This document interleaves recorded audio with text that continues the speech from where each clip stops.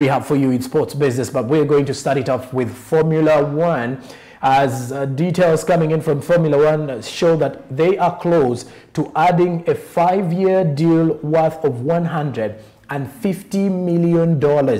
Where is this coming from? A software company, Salesforce, is reportedly close to securing a bumper deal with Liberty Media's Formula One. The season is opening race takes place in Bahrain this very weekend of March. Remember, that is the first opener of the calendar. Will Max Verstappen defend his title that he won in an outstanding and pressurized final in Abu Dhabi last year? But when you look at this weekend is opening race takes place in Bahrain. And this season is opening race, and this is this particular weekend. And the pair is hoping to finalize the deal, which is expected to be $30 million annually for 5 years before the races start.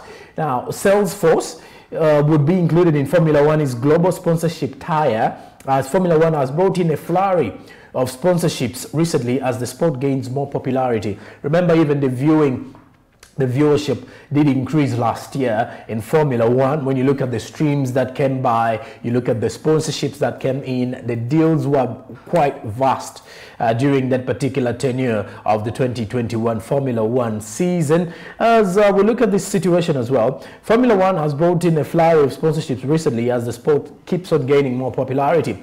Earlier this month, Formula One announced a deal with Chinese technology company Lenovo. Financial terms were not disclosed, however, but they did come up with an understanding, and now they have a deal with Chinese technology company Lenovo, one of the ski sponsors that will be showcased during the Formula One season this very year. In June last year, Formula One unveiled Crypto.com as a global partner in a 5-year deal worth more than $100 million.